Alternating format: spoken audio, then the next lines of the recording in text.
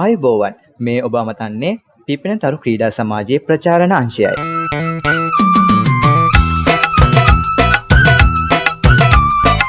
තුන්වන වරට සංවිධානය කරන මහා බක් මහ උළෙල.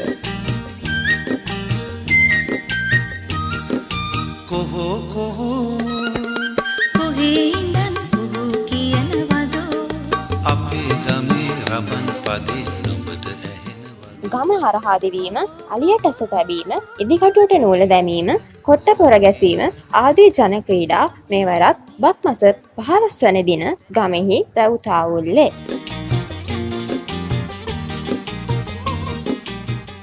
සුන්දර බක් මහේ ගමේ අවුරුදු උත්සවය සඳහා ඔබ සැමට ආරාධනා.